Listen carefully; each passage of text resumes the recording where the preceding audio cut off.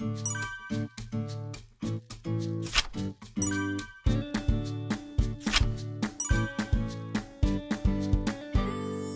리딩 지저스 우리 Q&A 시간인데요. 오늘 이번 주에도 좋은 질문들 많이 올려주셔서 제가 잠깐 나누도록 하겠습니다. 우선 첫 번째 질문인데, 골리앗이 다윗과 싸우기 전에 이스라엘 백성 중에서 자신을 죽이면 블레셋이 이스라엘의 종이 되겠다고 했는데, 다윗이 골리앗을 죽인 후에도 블레셋은 이스라엘의 종이 되기는커녕 이스라엘을 침공하기까지 하는데요. 왜 이스라엘은 그때 약속을 지키라고 말하지 못하였을까요? 이제 이런 질문입니다. 아마 이 질문하신 분이 사무엘상 17장 9절 말씀을 보고 아마 이런 질문을 하신 것 같은데, 골리앗이 한 말이죠. 그가 나와 싸워서 나를 죽이면 우리가 너희의 종이 되겠고, 만일 내가 이겨 그를 죽이면 너희가 우리의 종이 되어 우리를 섬길 것이니라. 자, 이 부분에 대해서는 사실 성경적인 이해보다는 고대 전쟁에 대한 이해가 좀 필요할 것 같아요. 제가 먼저 이런 질문 먼저 한번 던져볼게요. 정의로운 전쟁이 있을까요? 정의로운 전쟁. 이제 현대 사회로 오면서 이제 전쟁에 대한 개념도 많이 바뀌었는데, 이제 정의로운 전쟁이 있다면 반대로 정의롭지 못한 전쟁도 있다는 뜻이겠죠.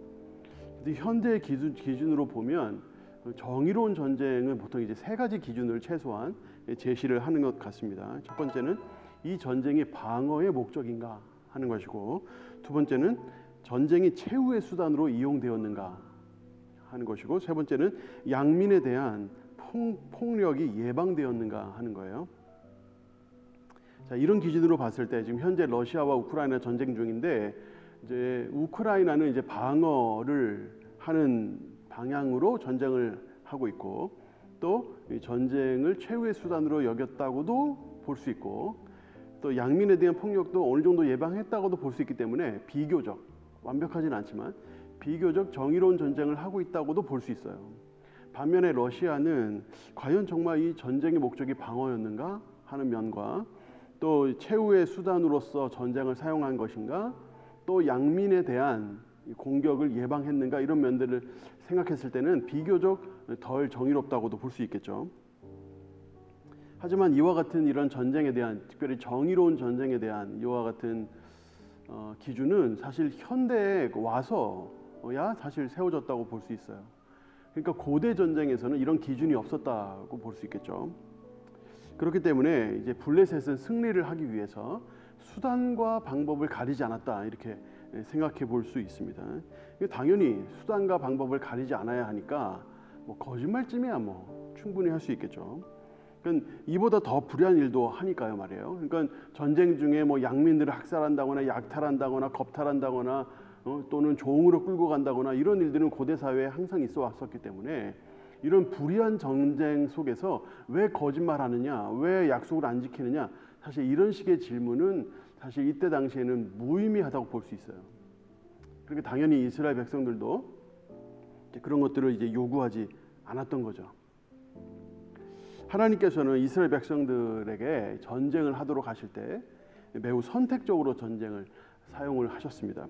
예를 들어서 가나안 정복 같은 경우에는 침략 전쟁이라고 할 수 있죠. 가나안 땅에 이미 사람들이 살고 있는데 전쟁에서 그 땅을 빼앗는 거니까 침략 전쟁이라고 할 수 있는데, 가나안 땅에 오랫동안 우상을 섬기고 하나님을 배반하고 했기 때문에 거기에 대한 하나님의 심판이요 형벌로, 그걸 위해서 이제 하나님께서 이스라엘 백성들을 사용하셨다 하는 면에서 정의롭다고 볼 수 있고요.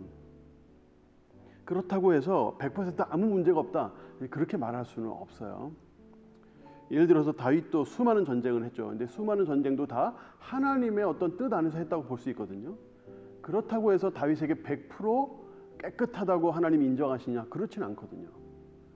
그래서 다윗이 하나님의 성전을 짓는다고 했을 때 하나님께서 성전 짓지 못하게 하셨잖아요. 그 이유가 네가 피를 너무 많이 흘렸기 때문이다. 역대상 22장 8절에 여호와의 말씀이 내게 임하여 이르시되 너는 피를 심히 많이 흘렸고 크게 전쟁하였느니라. 내가 내 앞에서 땅에 피를 많이 흘렸은즉 내 이름을 위하여 성전을 건축하지 못하리라 그랬어요. 그러니까 하나님께서도 물론 다윗이 하나님의 뜻에 맞춰서 전쟁을 한 건 맞지만 그렇다고 해서 그 전쟁이 100% 의롭다라고 보시는 건 아니다 하는 것을 우리가 이 말씀을 통해서 알 수 있습니다. 그러니까 이렇게 한번 이 고대 전쟁에 대한 폭넓은 이해 속에서 아마 질문하신 이 내용을 보면 이 정도 한번 이해할 수 있지 않을까 싶어요. 자, 두 번째 질문인데요. 목사님, 궁금한 점이 있어서 질문드립니다. 사무엘하 6장 6절에 보면 나곤의 타작마당에 이르러 소들이 뛰므로 우사가 손을 들어 하나님의 궤를 붙들었더니라고 되어 있는데, 우사가 궤를 붙든 거는 소들이 뛰므로 궤가 떨어질까 봐 붙든 것 아닐까요? 그게 왜 하나님 보시기에 잘못된 것이 되어 하나님을 진노하시게 만들었고 죽이기까지 하셨을까요? 또 6장 8절에는 다윗이 분하여라고 말씀이 있는데, 다윗이 분한 포인트는 무엇일까요? 우사를 죽인 하나님에 대한 분함인가요? 아니면 우사의 잘못에 대한 것 때문인가요? 궁금합니다, 목사님. 이렇게 주신 질문이 있고 또 다른 질문도 있어요.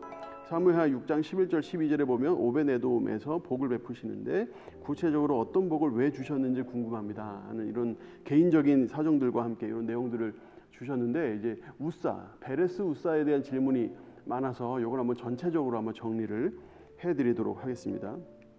일단 첫 번째로 왜 우사가 죽어야만 했는가, 왜 하나님은 우사를 죽이셨는가 하는 내용인데요.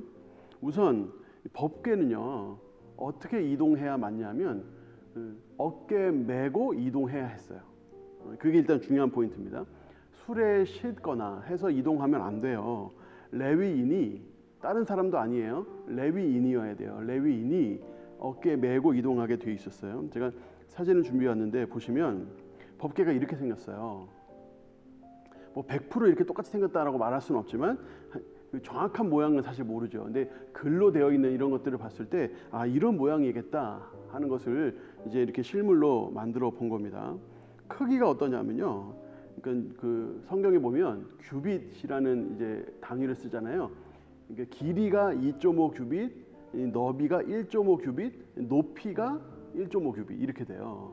그러니까 이제 지금 현재 정확하게는 알 수 없지만 지금 현재 기준으로 이제 환산을 좀 해보면 길이가 1m 20 정도, 1m 20cm 정도, 너비가 한 65cm, 높이가 65cm예요. 그러니까 이것이 뭐 길다랗게 서가지고 쉽게 흔들리거나 넘어지거나 하는 식의 타입이 아니에요. 넓적해가지고 굉장히 안정감 있게 바닥에 내려놓으면 굉장히 안정감 있게 이렇게 크게 흔들려도 쉽게 넘어가거나 하는 식의 구조가 아니거든요. 보시면 이제 이것을 어떻게 이동했냐면 그 다음 사진에 보시면 이렇게 제사장들이 어깨에 메고 이동을 했어요. 이렇게 이동해야만 하거든요. 그런데 지금 이 법궤를 예루살렘에 가까운 이제 그 본래 장소로 이제 옮기는 중에 이런 식으로 보시면 이제 소가 끌도록 이렇게 돼 있고, 그때 당시에 수레는 그렇게 높지도 않았어요. 바퀴하고 보시면 바닥하고 해봐야 한 40cm, 50cm 정도 떨어졌을까요? 그렇게 많이 떨어져 있지 않았어요. 그러니까 아무리 소가 뛰었다 하더라도 이와 같은 모양의 수레에서 법궤가 흔들렸다 하더라도 넘어질 정도는 절대로 아닙니다. 근데 문제는 뭐냐면 레위인도 아닌 우사가, 사람들이 이제 법궤가 움직이는 게 다 구경 나왔겠죠. 막 환호를 지르고 막 이런 상황인데 마치 자기가 이 법궤의 주인인 것처럼 옆에 딱 서가지고 살짝 흔들리니까 손을 댄 거죠. 이것은 하나님의 법궤, 하나님의 말씀과 임재를 상징하는 하나님의 법궤에 대한 경외심이 없는 거예요. 오히려 자기가 마치 이 법궤의 주인인 양 그렇게 손을 댄 것이죠. 그래서 하나님께서 그 하나님을 경외하지 않고 오히려 사람들 앞에서 자기가 마치 이 법궤의 주인인 양 그렇게 행세하는 것을 보고 주님이 그 우사의 악한 마음을 보시고 치신 겁니다. 그런 이유로 우사가 죽은 거예요. 두 번째 질문은 이거죠. 다윗은 왜 분을 냈는가 하는 건데, 여기 보면 8절에 이런 말씀이 나오죠. 여호와께서 우사를 치심으로 다윗이 분하여 그곳을 베레스 우사라 부르니 그 이름이 오늘까지 이르니라 그랬는데, 여기서 분하다는 표현, 하나님께 반항한 건가?